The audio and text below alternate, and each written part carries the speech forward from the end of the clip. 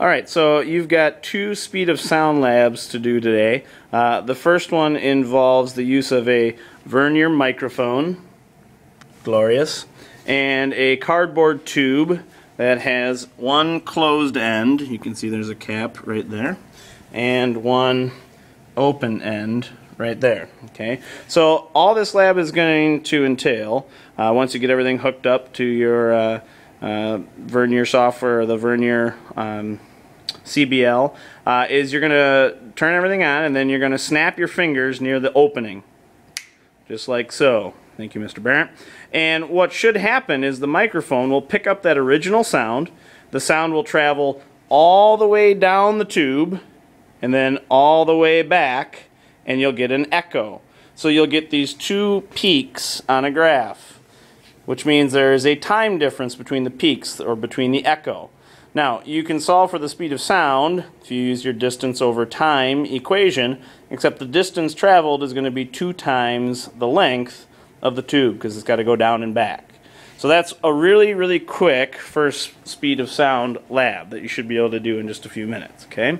The other one is a little more, well, a little more fun, and it involves using resonance in a tube. So you're going to have a tuning fork, and then you'll have a column of water, and then a tube that is inside it. Okay. Now, if you strike the tuning fork and then hold it over top of the glass tube and raise the column, at some point in time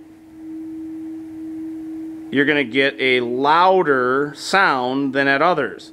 Now, at that spot you've hit what's called the fundamental resonance. Okay, Mr. Brandt's going to do it one more time here. Right there. Go back down just a little bit. Okay, right there is when it's the loudest. Okay, that means from the water level here to the top of the tube, that is technically only 1/4 of the wave.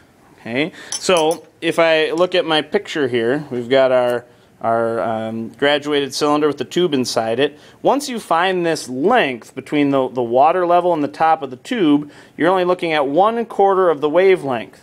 So again, if the velocity or the speed of the wave is equal to the frequency times the wavelength, and by the way, you'll know the frequency because it's actually listed on, oh, flip it one more. It's flipped, it's right there. It's kind of hard to see. It's like 320 hertz, okay? You'll know the frequency, and then you'll measure the actual length of the tube. So when you do frequency, it'll be 4 times the length, because again, you're only having 1/4 of the original wavelength. So that's how you're going to calculate the velocity that way. Now, in that lab, you should use multiple tuning forks, but you'll see that in all the directions. Okay.